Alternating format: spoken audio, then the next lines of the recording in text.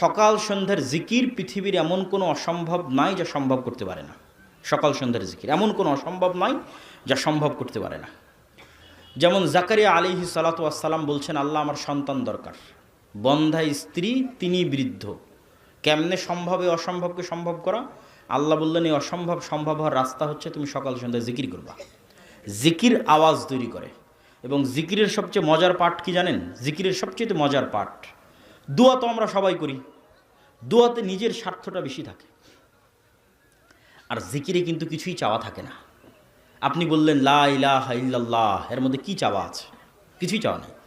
আপনি বললেন লা ইলাহা ইল্লাল্লাহু ওয়াহদাহু লা শারীকা লাহু লাহুল মুলকু ওয়া লাহুল হামদু ওয়া হুয়া আলা কুল্লি শাইইন কাদির, এর মধ্যে কি চাইলেন? কিছু চাননি। আপনি বললেন লা হাওলা ওয়ালা কুওয়াতা ইল্লা বিল্লাহ, এর মধ্যে কি চাইলেন? কিচ্ছু চাননি। আপনি বললেন সুবহানাল্লাহি ওয়া বিহামদিহি সুবহানাল্লাহিল আযীম, এর মধ্যে কি চাইলেন? কিচ্ছু চাননি। আপনি বললেন সুবহানাল্লাহ আলহামদুলিল্লাহ আল্লাহু আকবার, কি চাইলেন? কিচ্ছু চাননি। চাইতেও পাওয়ারফুল হচ্ছে জিকির।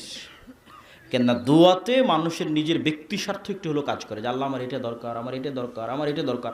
আর যখন আপনি জিকির করতেছেন তখন পুরোটাই নিঃস্বার্থভাবে আল্লাহর জন্য। এবং সব ফেরেশতাদের বৈশিষ্ট্য জিকির। আসমান জমিন জীব জন্তু পশু পাখি সবাই আল্লাহ সুবহানাহু ওয়া তাআলার জিকির করে, মানে তাসবিহ পাঠ করে। এই জন্য তাসবিহ পাঠ খুবই গুরুত্বপূর্ণ, খুবই পাওয়ারফুল। সকাল সন্ধ্যা, সকাল সন্ধ্যা মানে ফজরের পর থেকে সূর্য ওঠা পর্যন্ত, আর সন্ধ্যা মানে সূর্য ডুবার পরে নয়, সন্ধ্যা মানে আসর থেকে সূর্য ডুবা পর্যন্ত। এটি একটি হারানো আমল, যা আমাদের আদায় করা উচিত।